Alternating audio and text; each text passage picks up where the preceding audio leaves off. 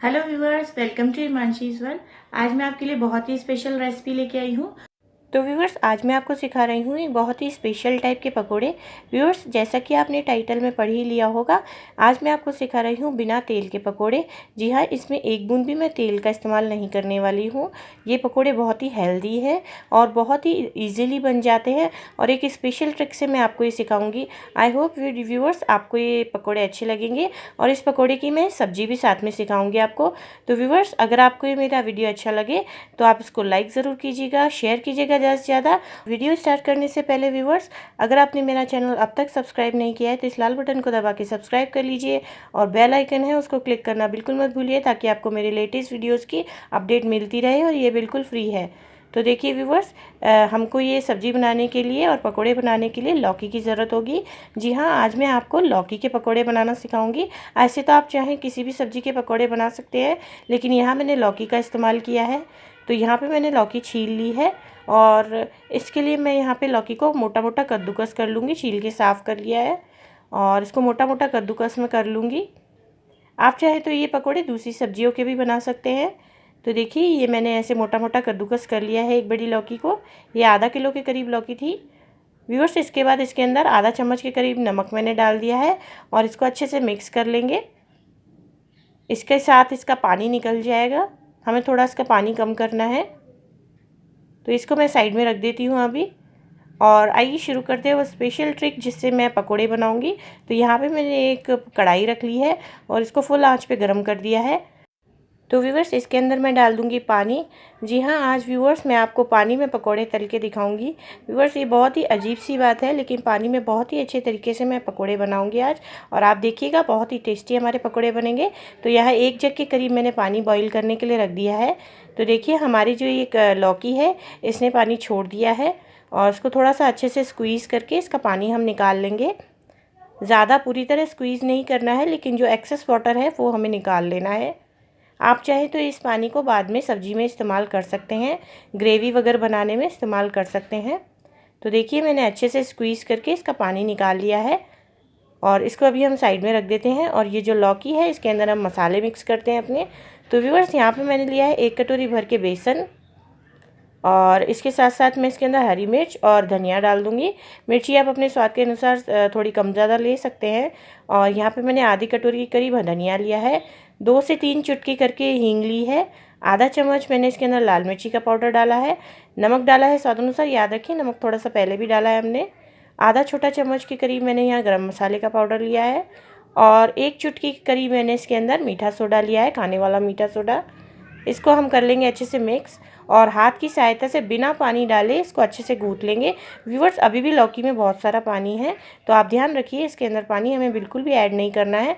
अगर आप ये वाले पकोड़े प्याज के बना रहे हैं तो थोड़ा सा पानी ऐड कर सकते हैं, लेकिन व्यूवर्स हमें इसका गोल गाढ़ा बनाना है। नॉर्मल पकोड़े के गोल से इसका गोल थोड़ा सा गाढ़ा होगा। तो देखिए, ये देखिए गाढ़ा चिपचिपा सा घोल बनेगा। ऐसा ही हमें घोल चाहिए पकोड़े बनाने के लिए।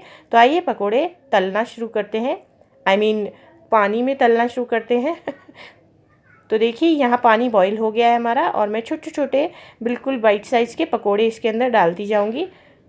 और क्योंकि हमारा पकोड़े का जो घोल है वो गाढ़ा है, वड़ी के जैसा घोल है, तो वो खुलेगा नहीं और अच्छे से बॉईल होने लगेगा और ऊपर तैरने लगेगा थोड़ी सी देर के अंदर।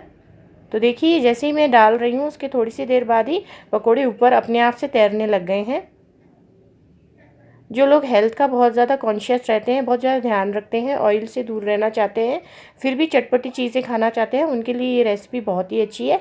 थोड़ा सा टेस्ट का डिफरेंस आता है, लेकिन बहुत ही टेस्टी पकोड़े बनते हैं। आप कुछ बातों का ध्यान रखिए और आपके बहुत ही टेस्टी पकोड़े बनेंगे।